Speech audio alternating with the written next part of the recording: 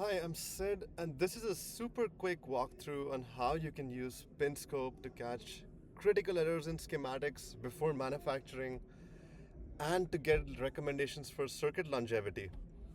So let's start with creating a new analysis.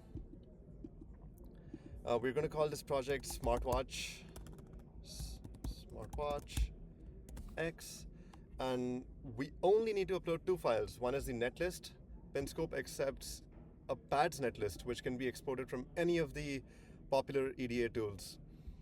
And the bill of materials needs to have just two columns at minimum, the designator and the manufacturer part number. Any other column is only going to improve the analysis. With that in place, we go to the most important step, which is uploading any of the data sheets which are proprietary. If your circuit does not have any data sheets which are proprietary, meaning that they can be found online, you can just skip this step and go to the next page. And this is the time when you want to decide if your circuit is a military grade PCB. Be sure to select the operating range accordingly. You can also set the derating values for individual types of capacitors here. And with that in place, we can click on Start Analysis.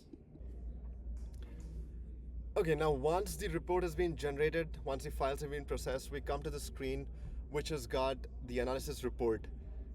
All the errors that were found by Pinscope are in this list. They can be sorted by designator, and let's look at one of these.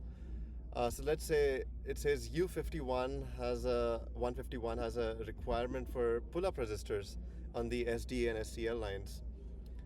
The description is basically verbatim from the datasheet, almost verbatim. The justification is what Pinscope sees the circuit to be doing, and the recommendation is what you need to be doing to fix this. And each of these errors are backed with a reference, so it tells you exactly where in the datasheet it's pulling this information from. A good thing to do would be to resolve these errors one by one, and you can mark them as satisfied as you do that. With that in place, we also have a feature that checks for capacitor derating values. So for all the capacitors which are connected to nets, labeled nets, it automatically picks up the voltage from the net label and checks if it is within the derating parameters. Finally, we also have integration with Octopart to know if any of the components used in the design are about to go out of stock or are no longer manufactured. So with this, you can track the life cycle of your components. And if you have any questions about what voltage you should expect at a test point, or a list of all components that qualify a certain criteria, you can directly ask Pinscope chat about those questions. So yes, once again, my name is Sid, and I'm happy to answer any questions. Just email me at sid@faradworks.com.